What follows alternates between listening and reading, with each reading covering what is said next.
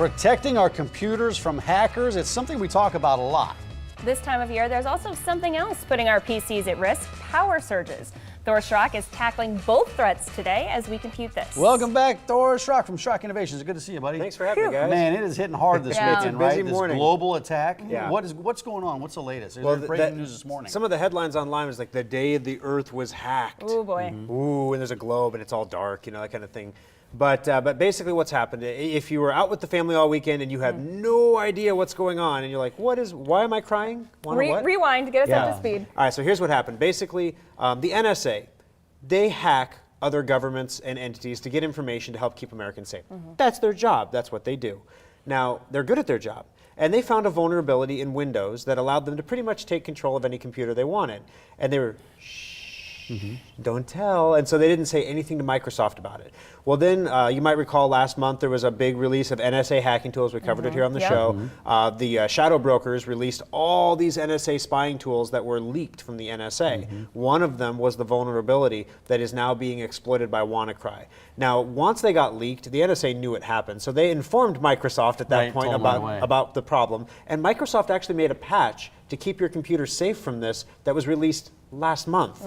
The problem is, have you ever sat down in front of your computer and you're working on something and it pops up, important updates are available for your computer, please restart, and you're like, later. Right, because later. you're busy. You're using it, right? It never pops up when you're not there. And so you click later, and then eventually, you know, a month later it reboots. Well, a lot of people haven't rebooted their computers yet. Okay. Worse yet, you would be absolutely shocked how many systems worldwide are being run on systems like Windows XP. The entire banking system in China, all their ATMs run on Windows XP. So basically, the reason this virus that was released, what it does is when it goes out into the public, and you get an email at work, and it's like important invoice attached. You work in an office of 50 people, let's say, and one moron opens the attachment, and so then all of a sudden, that whole network. Yeah, that computer gets infected. And this thing, you remember those I love you and the Melissa viruses? Like you get an email and it says I love you, and you'd open the picture and what? I want someone then to you're love me. Yeah, I'll and click you on feel this. sad then because no one loves you, but you have a virus now. So hey, how about that? But is that the scary thing about this virus? Is once one computer is infected on that network, it takes over the whole network. And every computer on that network. It takes all of the ransomware goodies and all of the email worm goodies and wraps them up into one delicious burrito. Yeah. So basically, once you get this on one computer in an enterprise, it spreads from computer to server to server to backup, and it encrypts everything. And then what you get is a pop-up on your screen saying you got to pay $300 in Bitcoin, which we all have in the couch cushion somewhere. Yeah. Right. $300 in Bitcoin to get your data back. And so you don't have Bitcoin, you have to go buy. By the time you buy $300 in Bitcoin, you're going to spend closer to $600 because of the way you have to buy it.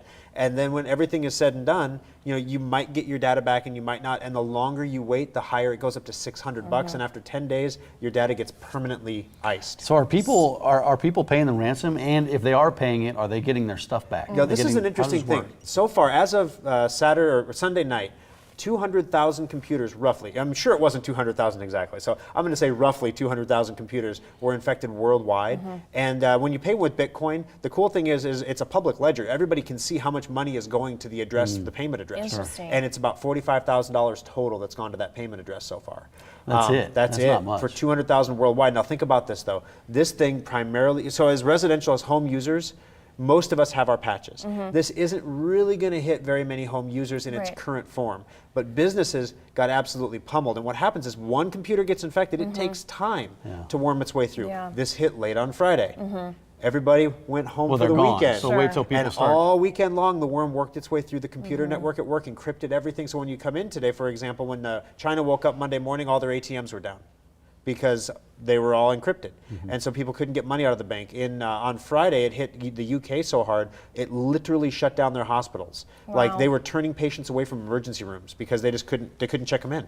And so, I mean, Nissan got hit, France got hit, Germany, mass transit got hit, you know, basically all these things. But by the time it got to the US, there is one shining hero that saved us. I heard about this guy. No, it wasn't me. I don't shine. This is a guy that bought some $10 part, right? Yeah, right? well, basically, he looked at the code. These are what we call the script kiddies.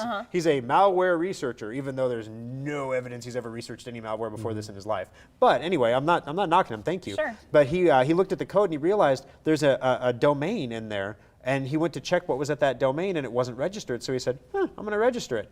I don't know if I'd put my name on something that was going worldwide in a virus, but whatever. Sure. He registered it. He didn't know it was going to stop the virus, but basically it acted like a kill switch that stopped the virus. Wow. So to show you how fast that happened on late Friday, this morning there are 2 new variants already flying around the internet. Sure. The Well, first those one, hackers, I'm sure they went right to work when they found out he did that. Yeah. The first one, and that's probably one of the reasons why the ransom payments have only been $45,000 for a worldwide cyber attack. But the first one that the bad guys made, they were rushing apparently, and they made a mistake. Not rushing. Right, And rushing. they made a mistake, and they screwed it up so the virus didn't deliver its payload. Didn't work. And the second one though does work, and it's starting to spread now. Russia, China got disproportionately hit by this, primarily because a lot of institutions in Russia and China run pirated operating systems, old pirated operating systems that they don't patch. If someone actually falls victim to this ransomware, what's the first thing they should do? I mean, Turn do off they the pay computer. it? Do they call someone? Shut it down. Pull the plug out of the pull back. the Don't plug even out. shut it down. Yank the plug right out of the back, because the hope is that maybe it popped that thing up on the screen before it encrypted everything, or before it got to your backup drives. Usually that's not the case, but you shut it down. That's the first thing. The second thing is if you want to pay the ransom, it's $300 in Bitcoin. You have to have some place to go to get Bitcoin. So this weekend on our Facebook page, I posted a video. I'm like, this is what a Bitcoin farm Yeah, looks that was like. interesting. And this is why we have all these. If you call the Papillion Service Center in the background, you hear that. Those are the Bitcoin miners going in the background.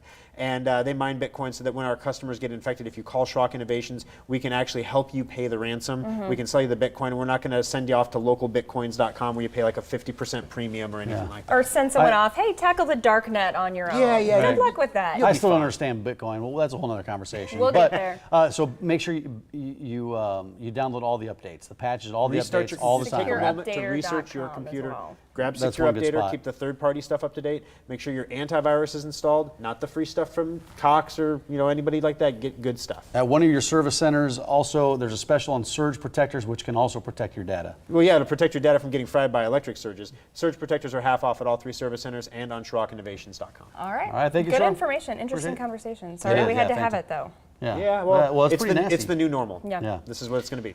Today's the last day for